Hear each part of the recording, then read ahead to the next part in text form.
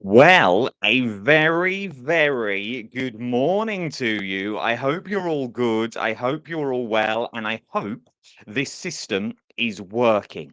We are live on Adam Humphries Live. We are live on Hobby Maker's YouTube channel. We're live on my YouTube channel as well. The normal places where you'd find us all.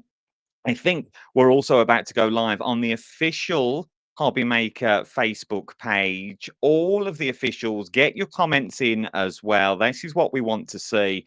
As I say, we're live on YouTube. We're live on two YouTube channels. Oh, yes, we have people. Nickish, I'm sneaky watching. You said, Nikki, you weren't be able to watching because you're making fudge. You can get your comments in. This is a new way of Craft O'Clock on how we're going to work. And have we got a show for you today? Oh, my word. We have a one and only legend, is what we have. He is a presenter of many different things. He's a blogger, he's a writer as well. Not only does he do podcasts, he does TV work. He was a journalist back in the day. He has fingers in many, many pies. Nikki's in, Laura's in, Lisa's in, Jennifer's in as well. We are Crafter Clark. Welcome to our brand new home, soon to want to change all over again. We have jingles as well. Let's play the jingle and then let's get our legend on. It is the one and only Nigel.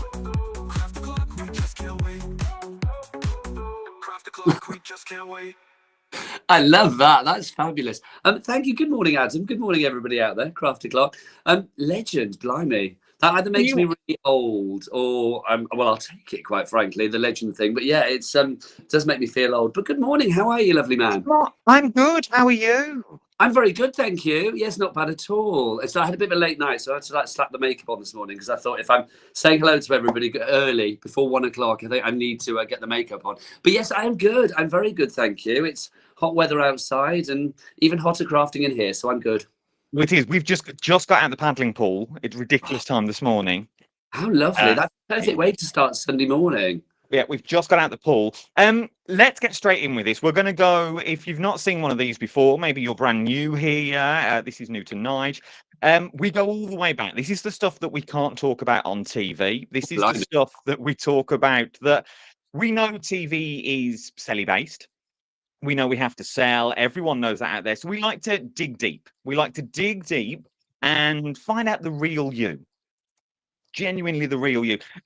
Before we start, though, and I do call you a legend, and there is a reason why I call you a legend, for the sheer fact, and I don't know if I've actually ever told you this, that the whole of what I do now, so the whole of my TV career, stemmed from you.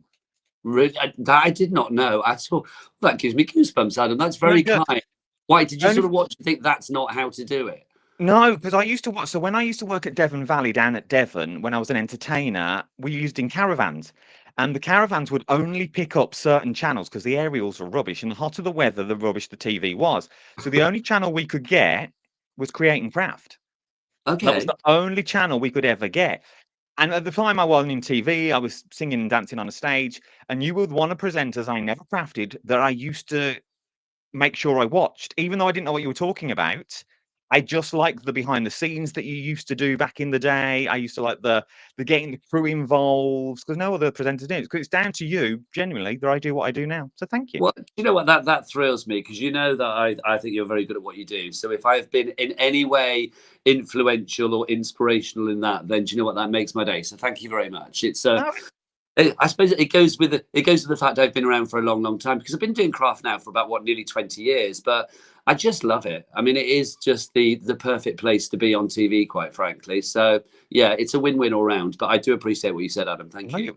No, you're more than welcome. So how did it all start? Let's go all the way back to you leaving school, and then did you go straight from school to journalism? Is that how you started? Yeah, when I was at school, I wanted to be an optician for a while, and then that went out the window because I decided I wasn't clever enough. And then I wanted to be a vet for a while, and then I thought, well, I can't put animals down, so that would be a rubbish vet, really, wouldn't it? So then I decided that I wanted to be a journalist. I was always kind of like obsessed with like pop culture and, you know, magazines and things like that. And I suppose I wanted to interview people at an early age. It's the thing that I love doing most in life. So I went to the London College of Printing. when I was, let's think, I went there 1987, so I would have been like 18. And yeah, I did a 2-year course there in journalism and business studies and learned all kinds of stuff. I mean, but this is back in the day, so it was like literally like typewriters, it wasn't computers. We did like layouts for like magazine spreads, newspaper spreads with actual sort of like paper and glue. I learned T-line, which is shorthand, which I can still kind of do a bit now. So yeah, I mean, that's when I started my journalism journey. But whilst I was there, I ended up going to a magazine called Look In for work experience. There's a magazine called La La La La La Look In, which I read a lot when I was a kid, and I actually had a picture in it that I drew of E.T. Maybe one of my early crafty sort of like things in my life, really. And so I went to work at Look In, did work experience, and funny enough, one of the first people that I interviewed when I went to Look In was Debbie Shaw, who, of course, we then went to work with, Great and Craft and Ideal World and Shopping Telly in general. So, and of course, she pops up here at Sewing Street, which is brilliant. So, yeah, it was really weird that I kind of like, Debbie was my first interview, but I stayed, I did freelance there for a while, and then they offered me a job whilst I was at college. So I did my 2-year course, got my HND, and then went full time at Looking Magazine and, immersed myself in the pop world, interviewing Sunita and Sonia and all of these fabulous people. And yeah, that I knew I was doing the right thing. It's like literally it felt the perfect fit straight away because I do love a celebrity. Well, this is true. Don't we all, though? Don't we all? So Absolutely. how long? So how did you go from journalism and doing all your articles with your celebrities to working on Well, it was Ideal World back in the day. How did you get that gig? Okay, my TV journey was a strange one. So I went to work for a company called Where It's At. Basically, I was working in magazines. I was at Live and Kicking, and I applied for the job as editor on Live and Kicking magazine. And I also applied for a job at Where It's At as a showbiz editor on their website. This is when the whole internet boom came along. So this is probably about 2000. I had no idea how to put web pages together or anything like that because you know me, I'm technically a Luddite. It's a miracle I got onto this morning, quite frankly. And I didn't get the job at Live and Kicking. I got the job at Where It's At, which was a company that were basically starting up this website. It was like a youth kind of company. So it was even though I was about 10 years older than everybody else. But I went there as their showbiz editor and I was putting the pages together on the website. And then they decided they were going to launch a TV channel, which I loved. This channel called Where It's At, which was a youth channel again. It was a bit like live TV, if you remember that, but not as anarchic and rude. It was kind of like, it had a bit of it was a bit like The Word. Do you remember The Oh, Word? yeah. There was a channel with, what's the name on it? Janet Street Porter. I can't remember what it was called, but it was very kind of like that vibe. And I loved it. It was really cool. And I was asked if I would train up the presenters that they had lined up to do the shows for Where It's At. So there was a team of 5 presenters, including Barney Harwood, who then went on to present Blue Peter. So, I mean, it's like, Yeah. good caliber. So they asked me if I'd train them up in the ways of like interview techniques and things like that, and making sure that they were sort of relaxed when they were on air, and asking the right questions and all that kind of stuff. So we did like a week of training, and then my bosses, 2 lovely people called Kathy and David, sort of said to me at the end of the week, "You're quite, would you consider standing in for a mock TV show?" Because they wanted 3 guys, 3 girls. At that point, they had 2 guys, 3 girls. So they were like, "Okay, will you just stand in and maybe just fill in for the 6th role, as it was?" So I said, "Yeah, I'd love to," because I'd always wanted to do TV. I'd applied for Disney Club and all sorts of stuff when I was younger, but it just never came to be.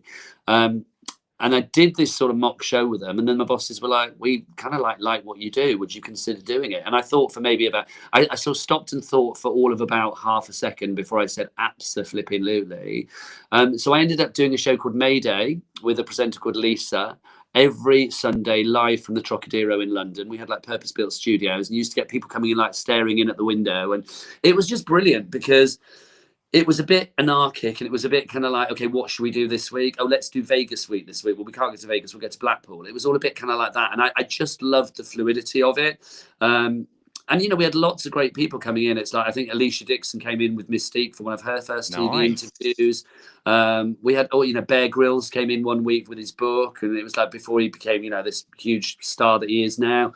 And it was just brilliant. I mean, we had the best time. And sadly, that didn't last very long. It only lasted for about 6 months because the funding didn't come through for it, and I was absolutely gutted. But to answer your question, it's like that's how I got into TV. So basically, I ended up doing the website sort of 3 days a week or whatever, and then I did the TV for like 3 days a week. But it just gave me the taste of what I wanted to do. It's like I just knew the moment that camera went on that I was just like, this feels like home. I mean, it sounds naff, but you know what it's like. It's like you love being in front of that camera, because I think there's such a buzz about live TV. There's such a buzz about being invited into people's homes, and that's what I love about working on TV. It's, we're very blessed to have people sort of tune in and watch, which is lovely. So yeah, so that's how I got into TV, and then that all went down the pan, and I had to go back to journalism, and I kind of like spanned a lot of plates for a while, and then I ended up going to work on a channel called Avago. I was an on-screen bingo caller, which I love. My catchphrase, is it too early to say this? I'm just going to say it. My catchphrase was, let's get going, my balls are flowing. It's like, that's where it all started, Adam, you can imagine. And yeah, we did that for a while. And again, that didn't last. So, oh no, that did last. But I then went to work I got poached by Auction World. And that's how I went into shopping telly. And from there, Auction World was chaseit.tv. That went down the pan. I've been at many a channel that's closed down. Don't worry though, this one's good. And then from that, I ended up getting a job. I was back in journalism, and then I ended up getting the job at Ideal World. There you go. The longest answer to your short question. No, it's perfect though. So did you notice a difference from real TV, as it were, which is your interviews, which is your celebrity guests, your Bear Grylls, to shopping TV, auction TV? Because I'm guessing they're two totally different worlds.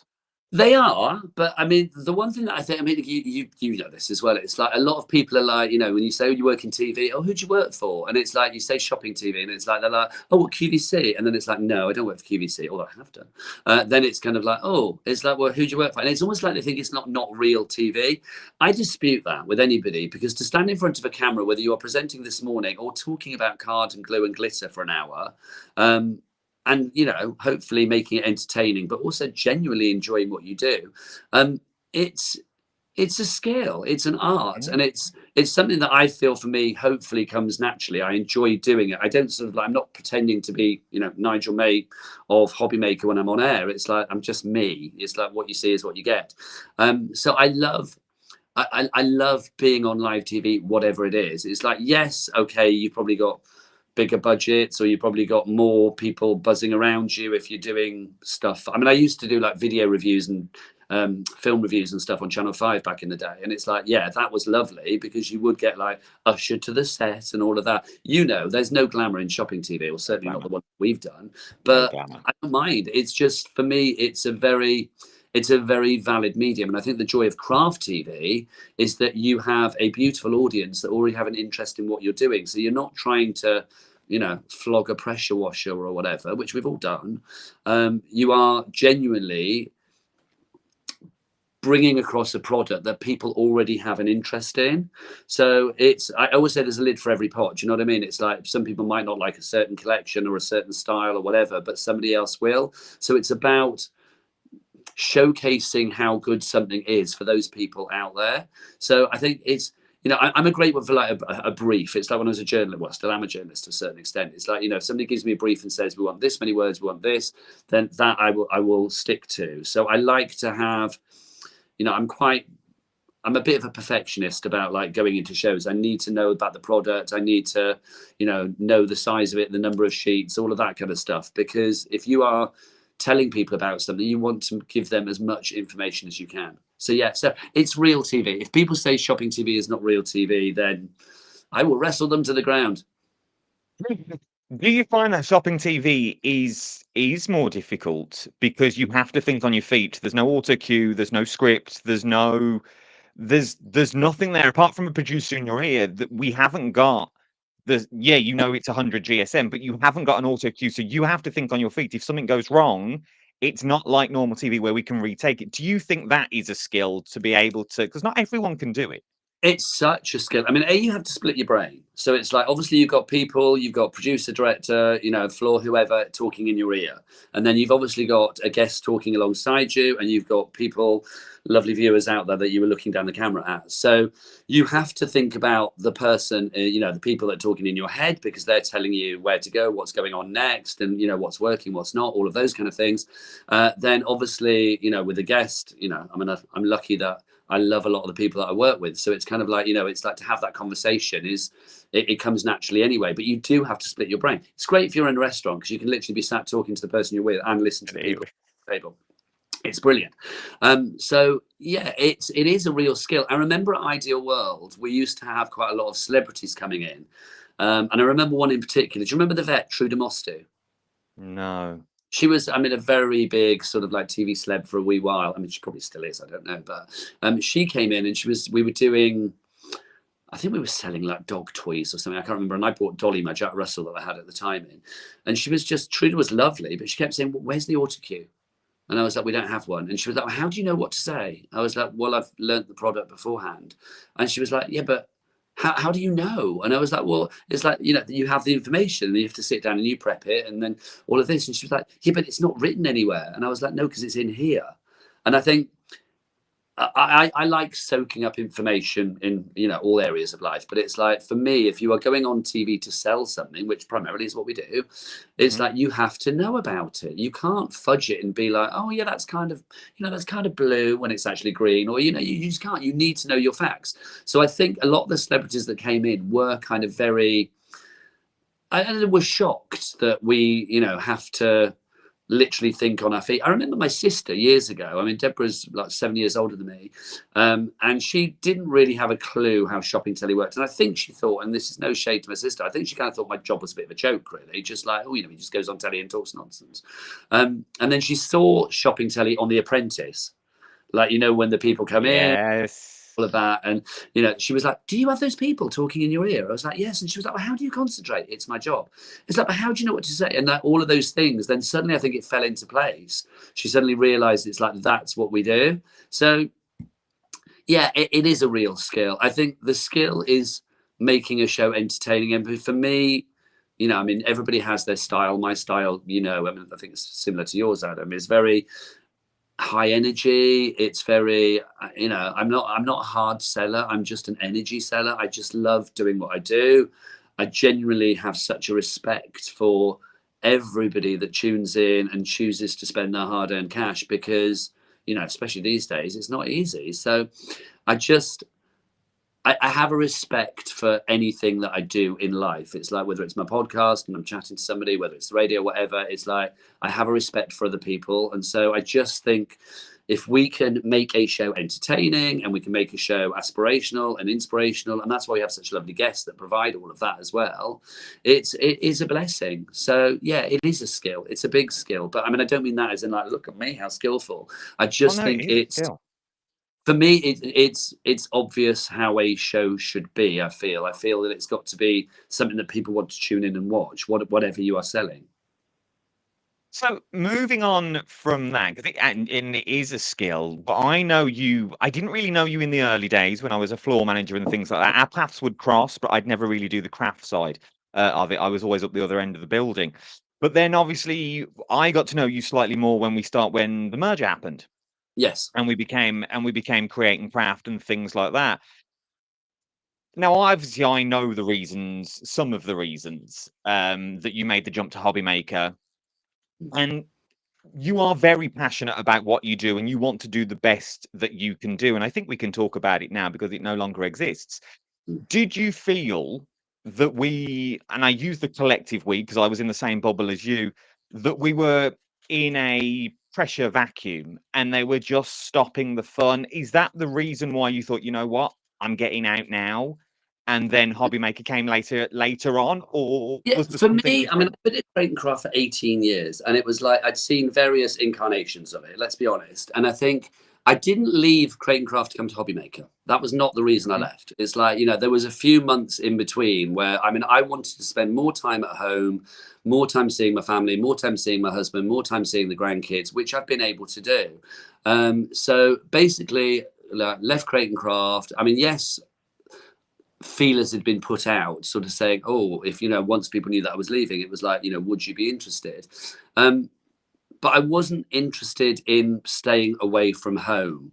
But then I didn't know that Gemporia, where obviously Hobbymaker is only 35 minutes from where my sister lives. And I don't get to see my sister enough. And my nephew has moved back into the country with his wife and my niece and nephew, or great niece and great nephew, in the same area as my sister. So now, I mean, like this morning, I've been playing with my great niece and nephew before I come in here, because my sister and brother-in-law have got the kids at the moment. So it meant staying away, but still staying away with family. And like Alan comes up with me now and again. So if it was a case of, you know, Travelodge in Redditch, no shade to Travelodges or Redditch, it's like I just didn't want to do that. But when I came to see Hobbymaker, I mean, the way that the studios are laid out here, there's like a sort of mezzanine where you can look down and see the 3 studios for the various channels. It just gave me goosebumps, and it just gave me that feeling of like, yeah, this is what I miss. I mean, you do kind of lose your identity a little bit when you've been doing TV solidly for a channel that is literally in your blood for 18 years. And then, you know, for whatever reason, you decide that you want to, when you decide that you need to leave.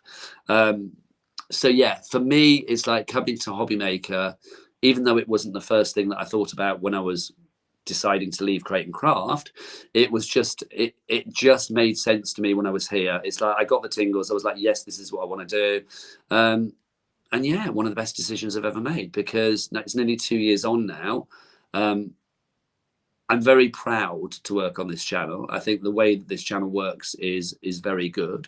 You know, and for me, it's a channel that allows me to be me. And that is maybe one of the reasons that I felt that I needed to move away from where I was before, because I just wanted to, I mean, there were various reasons, which I'm not going to go into here, but it was just a case of like, I knew that it was time for me to go for my own, what's the word? For my own well-being. And I'm not saying like, oh, it's making me ill or anything. It was just, I needed to leave just because the goalposts had changed. It would have meant I would have spent more time away from home. And I genuinely didn't want to do that. I think you reach an age in life, and I'm 56 now, and it's like, so I would have been, what, 55 then. So I just want, 50, whatever the maths. I just wanted to, I don't know, take stock. And also, you know, I did have the idea for the podcast in my brain. I did, you know, I do work on KDO, the radio station that I work for. And, you know, that's a voluntary job, but it takes up a lot of my time, and I love doing it. And it allows me to all the interviews and stuff that we talked about before that I love doing. So I just felt dedicating so much time to one place and being away from home. And even though I was living with people that I loved, you know, away from home in Peterborough, which was great, it's still not easy when you're not in your own home at the end of a shift. It's like, you know, you can't go to that cupboard and know where everything is. You think like, oh, I'm going to, you know, oh, I'll clean the skirting boards today. Yeah, No, it's true. I've ever cleaned a skirting board in my life. But, you know, you can't do those things when you're away from home. So I didn't want to go and then work somewhere else like Hobbymaker, where I was going to be sat in a hotel or having to rent a room or do anything like that. Living with my sister, seeing the family, it just ticked the boxes. It made, you know, I've said this before, I wouldn't be working at Hobbymaker if it wasn't for my sister living down the road. And that's nothing against Hobbymaker, because Hobbymaker are brilliant. I am blessed that my sister lives down the road, because it facilitated me being able to work here. I think you've just answered this question, but I am going to ask it anyway, because no questions are off the wall. Jill says, you timed leaving Creating Craft perfectly. Did you see the writing on the wall? I did for me, yes, definitely. But no, I mean, it broke my heart when Create and Craft went, because, you know, it was in my blood. I mean, I think for people to have a choice of channel to go to, I've never been like Team Hachanda or Team Create and Craft or Team, you know, Hobbymaker. I've never been like, oh, this is the one and only. It's like I am loyal to the channel where I'm working, of course, but I think it's great to have choice. I think it's great for people, you know, if they're watching a TV show and they're like, well, I've seen that before, I'm not particularly into that, you know, style of crafting or whatever, that you can turn over and see something else. So did I see the writing on the wall? No, I didn't. Did I feel it was at its most enjoyable for me out of my 18-year career? No, I didn't. But I knew what I needed to do. I knew for my own personal, well, for my life, basically, it's that I need leave there. I mean, you know, Adam, it was not easy for me to leave there. I mean, it literally broke my heart to leave, but I knew that I was doing the right thing. So I held my head up high and I left knowing that I had made the right decision. I mean, it's, you know, I still speak to a lot of people that from Crate and Craft. I mean, you know, lots of people are here since the demise of Crate and It's Craft. true. Have come to Hobby Maker, which for me has been an absolute joy because I love it when people walk through the door and say, "Oh yeah, Nigel did my first show back in the 1800s or whatever." So it's lovely to see so many fabulous people. But you know, I've been very blessed, like I say, to work in craft for such a long time. But yeah, I would like to think that the reason I've worked in it for such a long time is that I hope I'm liked. It's like, you know, I mean, I'm never one to like stroke my own ego, but it's like I feel that I do what I do well, and I, you know, I feel I'm a good person. So I feel that if people realise that, then that's great. So God blimey, it's like therapy, this, isn't it? I know what people feel like on my podcast now. It's like when I'm grilling them and being like, you know, tell me all about it. I'm dreading the day the tables are turned. I'm not going to lie. Barbara says, "Love Nigel. He shows us so informative and including people watching.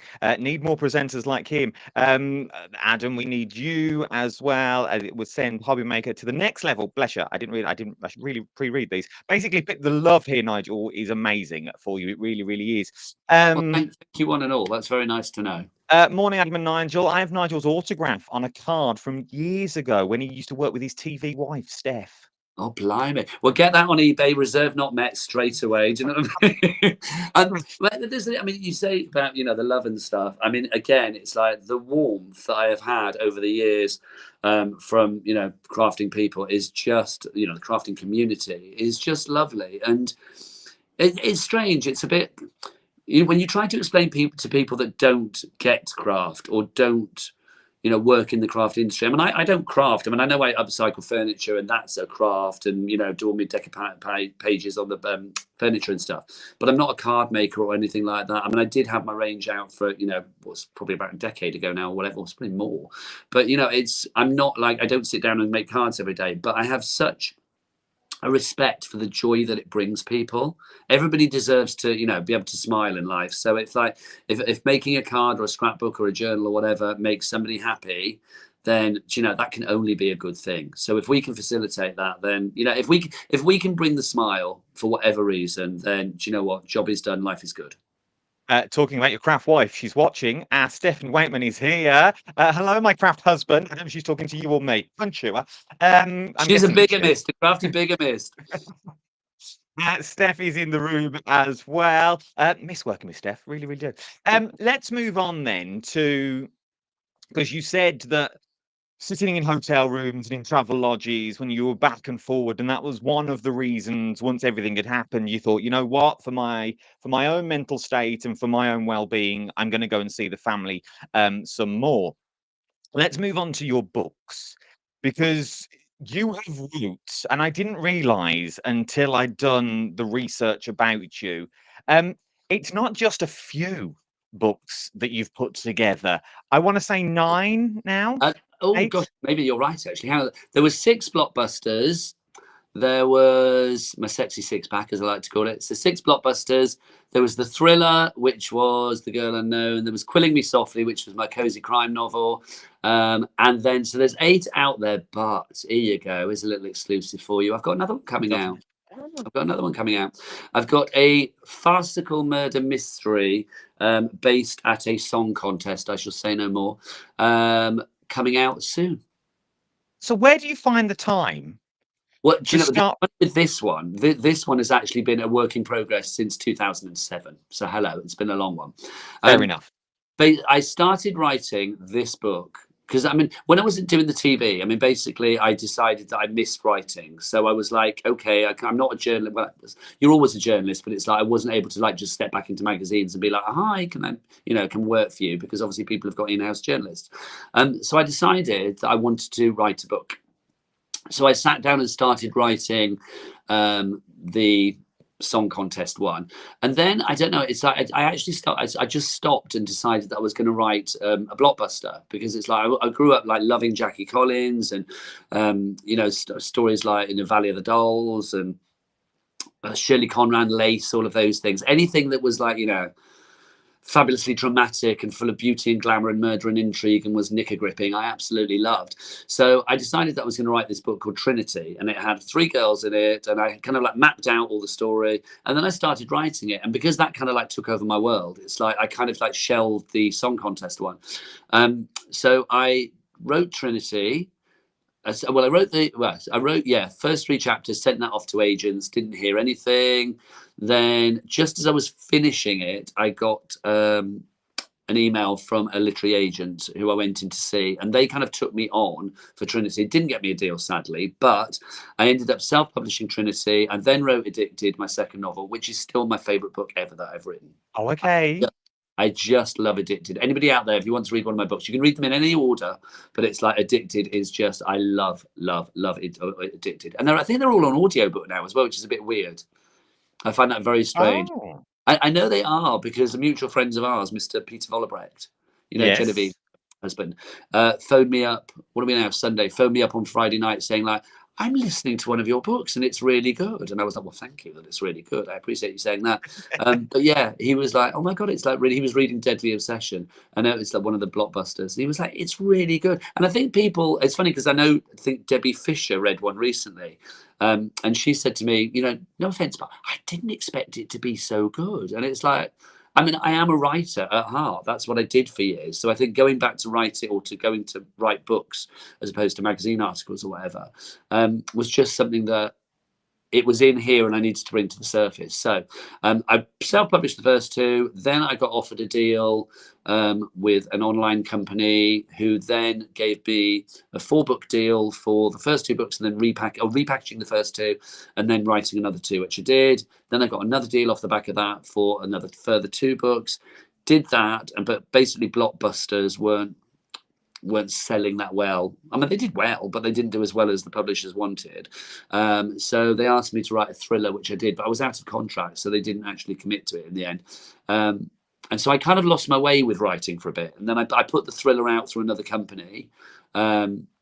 And I really am proud of the thriller, even though it was the book that kind of like crushed my confidence with writing, because it was a bit like, oh, people aren't taking it on board. And it was also different to my others. Mm-hmm. But yeah, I can look back at it now in retrospect and be really proud of that. And then the Quilling Me Softly, I mean, the cozy crime, I'd had that in me for the longest time, and I just wanted to write it. And it's full of like crafty Easter eggs. I mean, you've got like WPC Horton. Oh, I wonder who that could be. You've got a character called Pearl Wheeler. Oh, I wonder who that could be. It's like there are, you know, I think the pub owners are Phil and Steph. It's like, do you know what I mean? Well, they're not. I think they are. So there's lots of Easter eggs in there. The pub is called the Sixpenny Memories, I think it is as well. So Yes, it's like, you know, you've got, it is, isn't it? So you've got all of these things. But yeah, I love it. But the new one, complete departure. I think anybody that's into a certain song contest is going to hopefully love it. But yeah, watch the space on that one, because I'll be talking more about that soon. But yeah, I love writing. I mean, it's one of those things that I do. The books do take a long time, especially this one, because like I say, it was on and off for the longest time. But yeah, I think everybody's got a book inside them. So Adam, get writing. We need to talk. I have one on the laptop now. Quilling Me Softly, if anyone wants a lovely murder mystery, this is one of those books that I don't want to get to the end to. I'm 3/4 of the way through. Which one? And Quilling Me Softly, the murder mystery. Oh, well, Quilling Me Softly. Yeah, I'm 3/4 of the way through, and I don't want to finish it because I don't want to get to the end of it. Well, you know, I've been asked, will there be a sequel or will there be a follow? Because it's straight. I mean, obviously, the reason I did the murder mystery as well, the Quilling Me Softly, is because I had the song contest one kind of ready to go, and publishers were saying, oh, it's all about cozy crime at the moment. I mean, publishing, like any business, sort of follows trends. And because Richard Osman's books had done so well, the Murder Club, Thursday Murder Club and stuff, it was like, oh, it's all about cozy crimes. So I thought, well, I've thought about cozy crime for ages, and I thought, well, I've got to set it around a craft group, because that makes perfect sense, because write about what you know. So I literally did that one in 3 months. I sat down in 3 months. I actually gave myself trigger finger, which I still have to this day from like typing so much. But it's one of my books. I mean, I think the reaction to that book was probably one of the best that I've ever had, because obviously it was so relevant to so many people. But I mean, I know one of the directors here recently sort of like asked if I could get a copy for his girlfriend, and sort of said because she would love to read it. And he came back to me and was like afterwards like she really enjoyed it. It's a really good book. So Amazing. I'm very proud of what I've done. It's like, I mean, I've always said I want to be constantly challenged in life. So it's not the end of my writing journey with this book. It's like, I mean, if I've done 9, I've got to do 10th at some point just to get it to double figures. But yes, it does take a lot of time. But it's, again, it's that enjoyment thing. I like, you know, if somebody phones up and says that they've genuinely enjoyed my books or podcast or whatever, I don't sit there going like, oh, thanks, they're good, aren't they? It's just, I just love the fact that somebody has taken the time to sit in bed and read it, or has taken you know an hour at that time to listen to the podcast, and has actually enjoyed it, because I want to. I don't know. I suppose I want to entertain people, and I don't mean that in a kind of like, you're the man for that. You know what I mean? It's like you're the showman. But I just want people to get something from it, as in it takes them away from whatever's going on in life and immerses them in a little world that they are enjoying for a wee while. Joe Venison says, love Nigel's books, pure escapism, and we need more. There is one on its way. There really is. Talking about a special song contest, the Eurovision. You are renowned for your Eurovision knowledge and your 80s pop. It is a big thing in your life. Where did the love of Eurovision come from? Okay, so there is a story here. So you know that I live in Brighton. Yes. My life has gone full circle. The first TV show that I ever remember watching was the 1974 Eurovision Song Contest when ABBA won, and that was held in Brighton. I remember watching it, and they had the Wombles. I don't know whether you remember the Wombles. I remember one was a There Wimbledon. you Oh, go. common money. Underground, all of that. Yes. So the Wombles were the interval act, and they were running around Rottingdean Windmill and going on the pier and all of that, and doing these things that, you know, I was just fascinated by. Plus, I thought Katie Boyle, who the lady that presented the show, was just like the most glamorous deity of a woman that I'd ever seen. She was just fabulous. And I just loved the whole glamour of the contest and the whole, almost like the ridiculousness of it as well. I mean, I know people are like, oh, it's just a stupid contest. No, it's not. I mean, if you go into the history of the 1974 one, there was lots of things that kind of like, you know, really worked well. That period, there was lots of things that were going on behind the scenes. Like one song was used to start a revolution, but you know, you go and have Google that online. Honestly, it's bonkers. But I just remember falling in love with it. And I mean, ABBA, like of all the groups that I've loved in life, it's like ABBA will always be my number one. Always, always, always.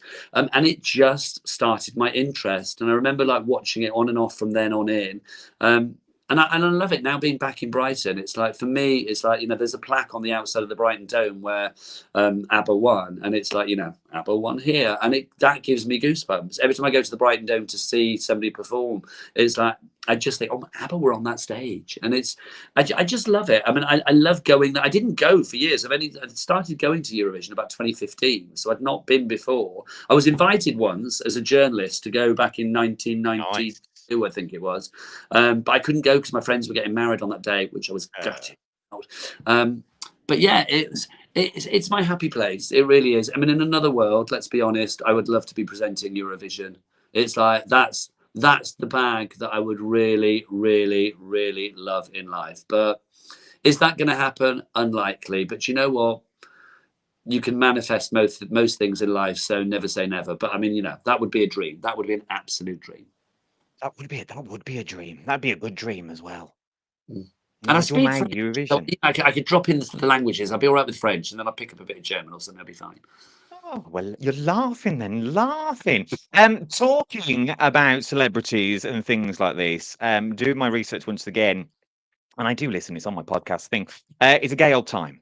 This is something that is for everyone. It genuinely is for everyone. And I think it opens the doors to a conversation that people are still scared of to this day. I genuinely think people are still scared to talk about it. What started? We know you worked for Gadio, and you do that for the love of Gadio. Yeah. You do it you don't get paid for it. You just do it for the love of doing radio and keeping your foot in there. So where did A Gay Old Time come from? You're 48 episodes in now with some of the biggest names that are out there that you pull these, and I see your little reels and stuff, and I'm like, how on earth has he pulled these names out the bag? I know you've still got John Barrowman coming up, and Yeah. he doesn't do interviews for anyone since all the scandal and all that. Well, So I've got to say, I mean, that for me was an absolute joy through managing to get hold of John, because John's been on my wish list since season 1, which I launched at the start of 2024. And obviously, he's had allegations made against him, and I think he obviously retreated into his shell and just didn't want to do any kind of press. To cut a long story short, basically, I wanted John to know that it was a safe space for him to talk about whatever, no judgment at all. I mean, I think John Barrowman is such a fabulous entertainer. I'm going to say that right yeah, now. I'm a I think when massive it comes fan. to like an all-rounder who has entertained people and put smiles on faces for like the longest time, there's nobody bigger or better, quite frankly. And he agreed to do the podcast, and obviously, I've been very respectful. Like I said before, I always respect people. So he's had a copy of it before anything goes to air. It will be going onto YouTube as well. I mean, normally they're not. They're always filmed on things like this. But yeah, that one will be going onto YouTube because John has requested it. That lands Wednesday week. I think it's July the 2nd. I think if I remember rightly the date. And I'm really pleased with that. That's a really good read. It's a long podcast. It's about an hour and a half, hour and 3/4, which I thought at first, no, that's way too long. But I played it to my husband Al and various people, and everybody's like, oh my gosh, no, it's completely captivating. So I'm really excited about that. But yes, to answer your question, so Gadio I've worked on for probably since I first went to Brighton, so about 8-9 years ago now, or maybe 7-8 years, whatever. And I wanted to go and work at Gadio because I loved the station for what it stands for, because there was certainly no representation for like LGBTQ plus people or on that positive scale. It certainly wasn't a radio station when I was growing up. And I think for me, I wanted to prove that gay life did not end at 35, so I wanted to do a show that allowed me to air my opinion as an elder gay, or call me whatever you want, really. But I've been through a lot of stuff. My journey on that front has not always been easy because of family acceptance or whatever. So I just wanted to show my pride in who I am in that arena. And as the stars had aligned, they were opening up Gadio Brighton. So I ended up going to see the boss, and he was like, what do you want to do? And I was like, well, I want to do a show, but I haven't done a radio show since like the days of hospital radio, when I used to get the 7-inch singles out and put it on the deck. So it was like a long time ago. So I then, he said, well, if we teach you the desk, would you do it? And I was like, I'd love to. So I ended up doing a 2 a.m. till 7 a.m. show on a Monday night, which was pre-recorded. So that's not like I had to sit there in the middle of the night. Maybe I shouldn't say that, but yes, it was pre-recorded. So I did that for a wee while, and then, long story short, I ended up on doing Saturday morning for Brighton, and then also the national show on the Sunday night, wrapping up the weekend. And they never asked me to interview people. They never asked me to put celebrities on, but it just was something that I wanted to do. And I think because of my journalism days, it's like I'm still quite well connected, I suppose. I mean, I've got this nickname of Dermot O'Periphery because I'm always on the periphery of everything. It's like I know somebody that knows somebody that knows somebody. And I just, it's become now one of the, I hope one of the flagship shows. And the celebrities or the PRs do come to me, as well as like the breakfast show and stuff, to do stuff. And it's an absolute honor to be on that radio station. I just adore doing it because, like I say, I'm 56, but I wanted to prove that there's still life in the gay old dog yet. Do you know what I mean? So, but with the gay old time, it's something that I'd done for a long, long time. And I think, we live in an era now where I was looking for another hook to hang my hat on, as it were. And I thought, well, I should do a podcast. And everybody had said you should do a podcast. And I was like, well, I had this idea of a gay old time. And it had to be a gay old time because I wanted to speak to celebrities of a certain age who had had a story to tell. So, my story, like I say, wasn't particularly easy at times, and I think I wanted the podcast to be an education for maybe younger listeners within the queer community, but also an education for other people, when they're listening in about people's stories. You're so used to hearing an interview with somebody about your latest single or like your new TV show or whatever, but you don't always get to hear about. I had Noel Sullivan on from Hearsay recently, and I didn't even realise he was gay when he was in the band, because obviously it was so hush hush and so covered up.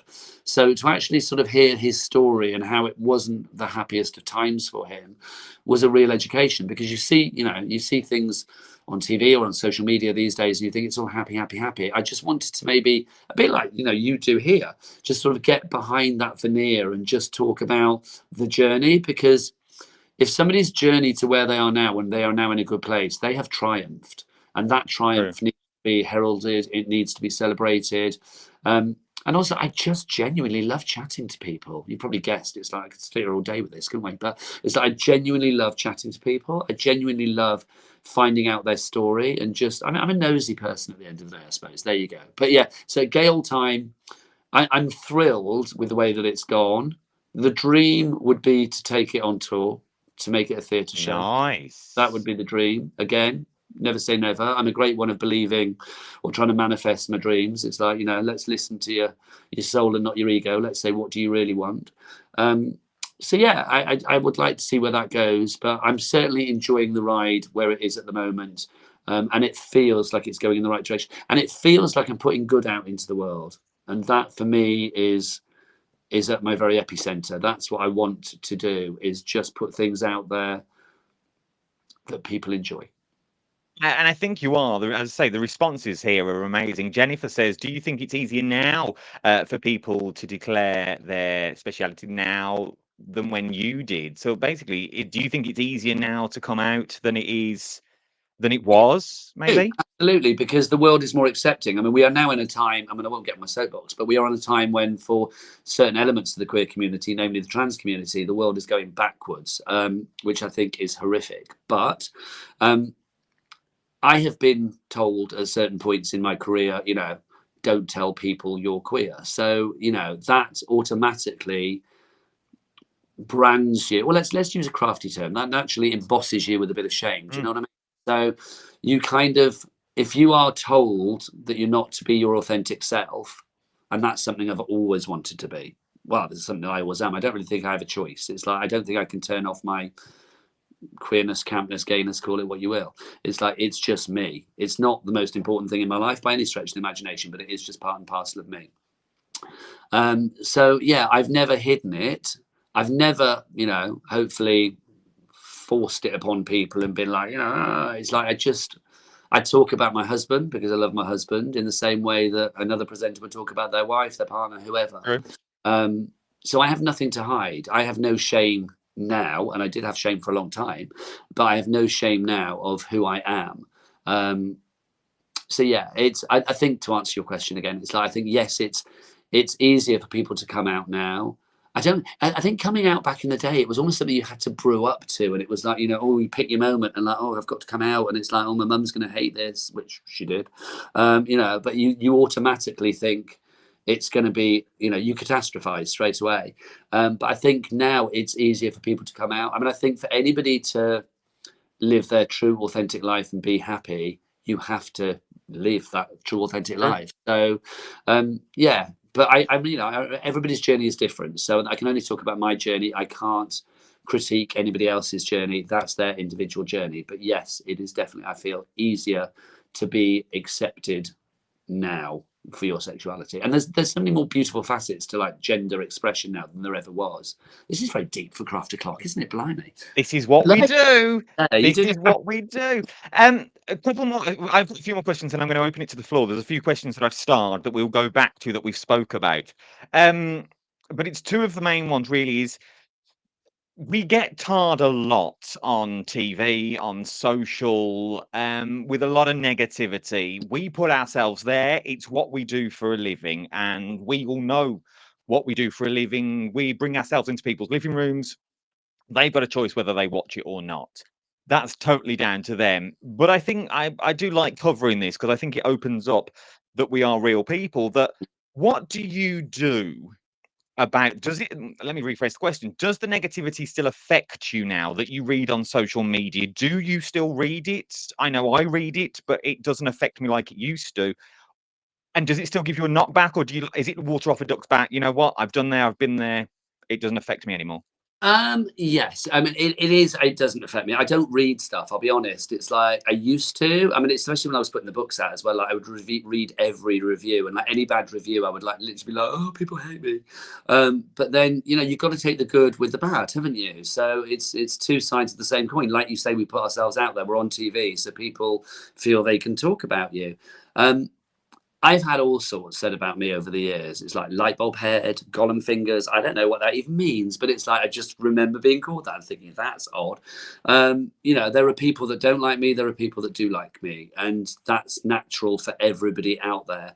The great thing about any channel that I've worked on is the variety of people that are on air. So people will tune into my shows because they like what I do. They may not tune into my shows because they don't like what I do. It's like that's just how it is. I have got to a stage in life where I don't care what people think. And I don't mean that I don't care about people. I very much care about people. But I can't change people's opinions. I can't make other people like me. I don't, if I'm being authentic again, to use that phrase, then if people want to judge me, that's their right. I may not like their opinion, but I respect the fact that everybody has an opinion. So it's like if they want to have their opinion, I mean, my opinion is like if there's somebody, if there's something that irks me, I'm not likely to sit on X or Instagram or whatever and be like, oh, I hate that person, because it's like I just don't see what that benefits anybody really. But I just yeah, it has affected me over the years. It's like it's bound to, because everybody wants to be liked. That's the natural thing. But I feel for me as a shopping telly presenter, as a craft telly presenter, if I come off a show and I feel that we've done everything we can to make that show as good as it possibly could be, that the guest is happy, all of that. I mean, those are the things that are important for me. I hope everybody watching enjoyed it as well. But if there's somebody out there that doesn't like something that I've said or whatever, then yes, of course, I respect the fact that that didn't land nicely with somebody or whatever. But if you start worrying about things like that, you will literally, get into a whole maelstrom of worry for like forever and a day, wouldn't you? So there's no point. It's nice to be liked, of course it is, but you can't please everybody all of the time, can you? It's very, very, very, very true. Right then, a few more. We're going quick fire. Okay. Okay. There's only a few of them, but we're going quick. I've got to say, this is fabulous. This is what we do in that very warm cupboard that you are currently in. Is it roasting in there? Yeah, it's quite hot. I look like I'm wearing my pajamas as well today, I've got to say. But yes, I may have to freshen up pre 1 o'clock. I'm not going to lie. At the back of home, I've just got shorts and shorts on under this desk. I've got shorts on as well, I will be honest. It's like the shorts are on too. So there you go. It's the pack. Right, quick fire. Here we go. Let's start with ABBA or Dead or Alive, as we know you'll love your 80s pop legends. Oh, that's a really hard one, because Pete Burns, I think, was so inspirational. It used to be me round one of my ultimate tunes, one of my favourite tunes ever. But if we're going to go for like an entire back catalogue of songs, it's got to be ABBA, but Dead or Alive are brilliant. Steak and kidney pie or a curry night? So, steak kidney pie or? Curry night. Oh gosh, steak kidney pie and heavy on the kidney. I had this conversation yesterday with somebody saying that my husband makes some brilliant steak kidney pie or pudding, but it has to be heavy on the kidney. I'm a massive offal fan. Oh. I love it. Honestly, love it. Dream interview guest. Dream interview guest, living or past? Oh gosh, Dolly Parton, Miriam Margolyes. I'm desperately trying to get a hold of Russell T Davies at the moment for gay old time. Nice. That would be cool. But Dolly Parton, I would love to interview. Grace Jones. Oh, I think she would terrify me. Or Cher. Love to interview Cher. Do you still get nervous? I have adrenaline. It's like before every show. I never take any show for granted. I never take anything for granted, to be honest. But yes, it's like you can't go into a show with, oh, here we go again. It's like, I mean, here at Hobbymaker, we do shows back to back, which I love. I mean, I love that because it keeps your energy levels going. But yeah, I mean, every show is important. And somebody might be like dipping into that TV show at, 20 past 1, or it might be 10 to 4. So you've got to make sure that you can't look bored. You can't look, like you don't want to be there. You can't look flat. So yeah, what was the question? I forgot what the question was. Do I dreaming to be nervous? guest. No, I have adrenaline before a show because I Or you want do to your be nervous. sure that, it's a nervous energy, but it's not so much like I'm, shaking like a nervous dog. It's like I am just, excited about the show and wanting it to go well. Favorite, or where would be your favorite fictional setting that you haven't written about yet? Oh, that's a good question. I know. Uh, Thank you. I would like to go to where would I? Because that's the thing. When I did write the books, I mean, most of them were places that I'd been because it was like I would be there with the jotter writing everything down. I would like to go to. There's an island that I saw on the TV that has massive statues, and I don't think there's a lot there apart from these statues. Easter Island. And I don't think it would be good for like a setting in a book, really, to be honest, because I don't think a massive amount of stuff. No, do you know what's sod that? I'd have a murder mystery on Easter Island. There you go. Love it. Last and final question before I let you go. Do you still enjoy what you do? Absolutely. Absolutely. I wouldn't do because I've got to that stage, like I say, where I don't really care what other people think, which again is a positive thing, but I care about the people. I just don't care if they judge me wrongly. Yes, it's like if I don't do, I've also reached that stage where it's like if I don't like doing something, I don't really think I need to do it. I mean, I love working here. It's a great bunch of people. We have fun. We have fun on air. The viewers are warm and receptive. And crafting as a community is it's a very warm room, as warm as this one, quite frankly. Very warm. But the day that I stop enjoying it, for whatever reason, is the day that I stopped doing it. And I think, to go back to one of your previous conversations, there was an element of that coming in for me towards the end of my time at the previous channel, is I just thought with the goalposts that were being put there, I wasn't able to enjoy it fully. And I just didn't want to do that. If I can't do something to the, ultimate of my capabilities and my enjoyment, then what's the point? We only get one life, so let's enjoy it.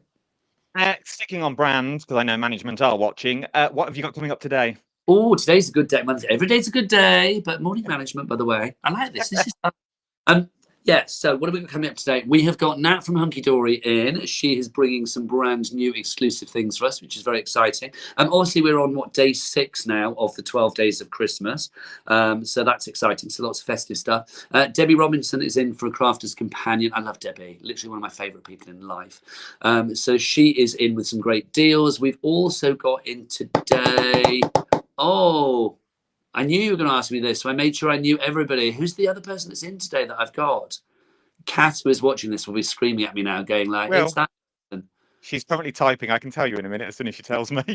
As soon as she says, I'll be like, yeah, of course it is. Naomi's in. No, Craft Buddy. Craft Buddy. Naomi, yes, Naomi's in as well. Thanks, Kat.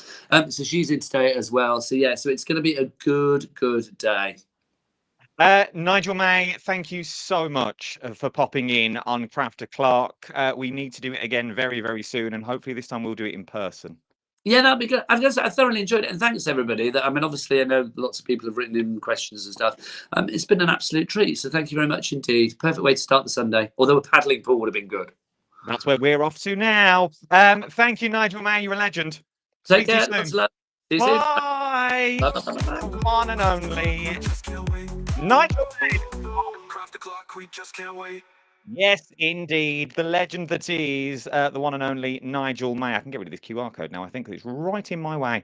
If you want to know what's going on today, that is the QR code that you are going to need. Just here, and that will take you to the how to make a Facebook page.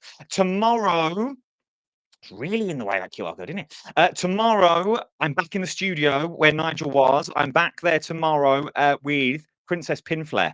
35 years of Pinflair. We were going to be digging in deep and finding out how it all started, where she sees it going, because I've known her for 5 years and she's meant to be retiring. So we're going to find that out tomorrow, 11 o'clock, Crafter Clark. Join me then. We've also got outro music. Kat, I know you're listening. I've put you in it as well. Thank you very much for joining in. We'll be more like this. If you like what you see, remember, don't forget to give us a like. Like us on all the pages that we're currently on. We're going to try and get bigger and bigger and bigger. And also, one more thing, tell a friend. Tell a friend we are here.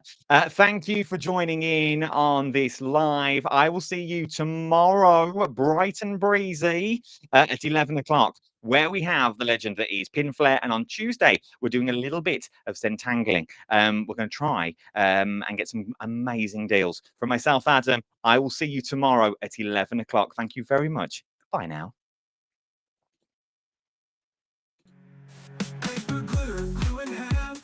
Adam's guiding like he planned. Cat behind the scenes, so sly, making magic, watch it fly. Hobby maker, it's our show. Bit of glue in hand. Interviews and crafts that go. Cappy B, craft the ground. Scissors, let's create. Craft the clock, we just can't. Craft the clock, we just can't wait. Turn the music, feel the beat. Crafting rhythm can't be beat. Interviews and tips to share. Creative vibes are in the air. From the screen to your desk. Crafting minds at their best. Cat and Adam lead the way. Craft the clock makes our day.